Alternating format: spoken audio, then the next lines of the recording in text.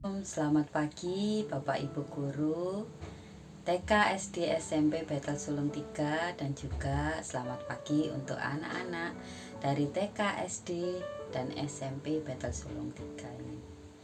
Nah, pada pagi hari ini kita akan mendengarkan firman Tuhan di dalam renungan pagi. Namun sebelum itu, mari kita berdoa terlebih dahulu. Mari anak-anak, kita lipat tangan, tutup mata, kita akan berdoa.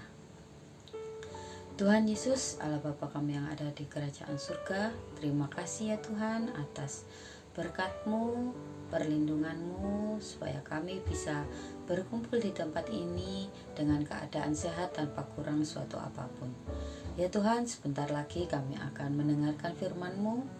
Kiranya Tuhan Engkau siapkan hati dan pikiran kami supaya kami bisa menerima firman-Mu ini, dan biarlah firman-Mu bisa menjadi berkat dan kekuatan di dalam kehidupan kami. Hanya di dalam nama Tuhan Yesus Kristus, Allah Bapa kami yang hidup, kami telah berdoa dan mengucap syukur. Haleluya. Amin.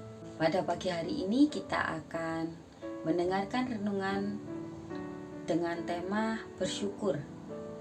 Kita bisa membaca pada 1 Tawarik 16 ayat yang ke-34 berbunyi, bersyukurlah kepada Tuhan sebab Ia baik, bahwasanya untuk selamanya kasih setianya.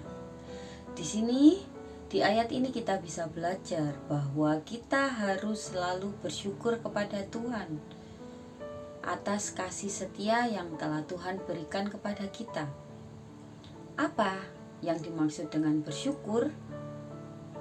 Bersyukur di sini adalah mau menerima keadaan dan berkat Tuhan dalam kehidupan kita sebagai manusia.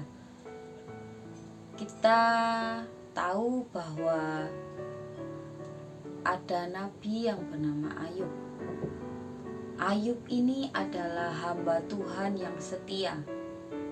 Ayub memiliki kekayaan, memiliki banyak ternak, banyak budak, dan tidak hidup kekurangan. Ayub adalah hamba yang setia. Hal ini membuat iblis menjadi iri, karena iblis tidak menyukai kita sebagai anak-anak Tuhan taat pada perintah Tuhan. Iblis meminta izin kepada Tuhan untuk mencobai Ayub, untuk menguji Ayub. Apakah jika Ayub mendapatkan kesusahan dari harta bendanya yang hangus terbakar, dari anaknya yang meninggal, bahkan teman-teman yang dulu sering datang pada Ayub, tidak ada yang mau menjadi teman Ayub.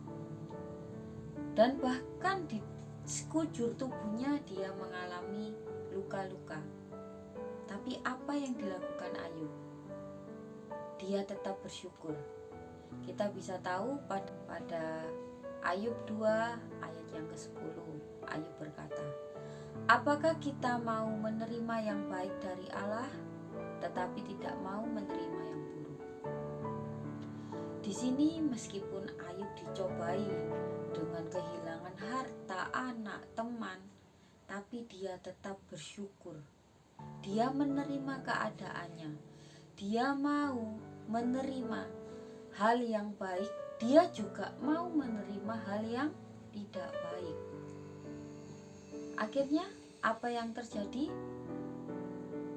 Ayub dikembalikan hartanya oleh Tuhan berkali-kali lipat. Nah, apa yang bisa kita pelajari dari cerita Ayub ini? Kita bisa belajar bahwa meskipun kita dalam kesusahan, kita harus tetap bersyukur. Kita harus tetap setia kepada Tuhan. Kita tidak boleh mengeluh, tetapi kita harus selalu bersyukur. Mungkin memang belum waktunya. Kita harus tetap bersyukur. Mungkin Tuhan belum memberikan sekarang, Bagaimana caranya kita bersyukur? Kita bisa bersyukur dengan beberapa cara. Yang pertama, dengan berdoa. Berdoa itu adalah kita berkomunikasi kepada Tuhan. Kita bisa meminta apa yang kita butuhkan, apa yang kita perlukan. Kita juga bisa berdoa apa yang menjadi keresahan hati kita. Tuhan pasti mendengarkan setiap jeritan anak-anaknya, setiap permasalahan anak-anaknya. Yang kedua, kita bisa bersyukur dengan cara memuji Tuhan. Memuji Tuhan bisa di gereja, bisa di rumah. Nah, setiap kita mendapatkan apa yang kita inginkan, kita bergembira, kita bisa memuji Tuhan. Nah, ini termasuk contoh bersyukur pada Tuhan. Yang ketiga, kita bisa mengucap syukur dengan berterima kasih kepada Tuhan. Nah, di sini seringkali kita sudah berdoa kepada Tuhan, kita meminta, contohnya kita meminta perlindungan kepada Tuhan saat kita mau berangkat ke sekolah. Tapi apakah kita sudah mengucap syukur? Tuhan sudah menyertai kita sampai sekolah dengan selamat? Kadang kita minta supaya bisa mendapatkan nilai yang bagus. Nah, tapi apakah kalian sudah berterima kasih kepada Tuhan kalau kalian sudah mendapatkan nilai yang bagus? Nah, seringkali kita lupa untuk berterima kasih. Nah, dalam bersyukur tidak hanya berdoa atau memuji Tuhan, tapi kita juga harus berterima kasih kepada Tuhan. Di sini kita tidak hanya berterima kasih kepada Tuhan, kita bisa bersyukur juga berterima kasih kepada orang tua. Karena dari orang tua kita bisa hidup, kita bisa bersekolah, kita bisa makan, kita mendapatkan perlindungan dari orang tua juga. Kita harus bersyukur dengan apa yang kita miliki sekarang. Biarlah kita menjadi anak yang bisa mensyukuri keadaan kita, baik dalam keadaan yang susah, dalam keadaan yang tidak baik. Biarlah kita selalu bersyukur dan berdoa supaya kita bisa mendapatkan hal yang lebih baik lagi. Kiranya kita bisa menjadi anak-anak Tuhan yang selalu bersyukur dengan cara berdoa, memuji Tuhan, dan selalu mengucapkan terima kasih kepada Tuhan.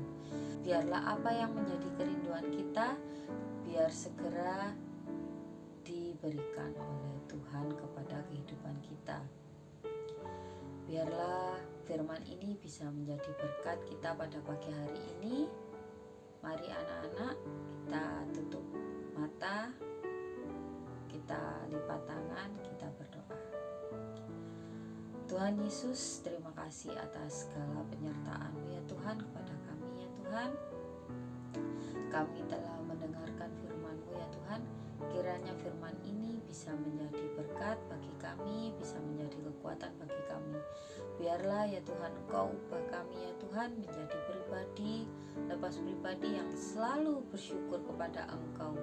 Kiranya Tuhan Engkau selalu bimbing kami ke dalam jalan-Mu ya Tuhan. Biarlah berkat-Mu selalu melimpah di dalam kehidupan kami.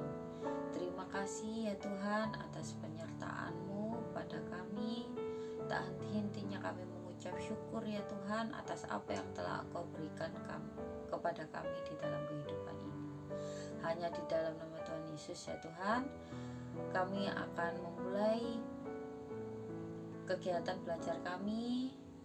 Anak SD akan melakukan PTS. Kiranya Tuhan Engkau sertai mereka, berikan hikmat, akal, budi, kepandaian kepada mereka supaya mereka bisa mengerjakan soal-soal dengan baik.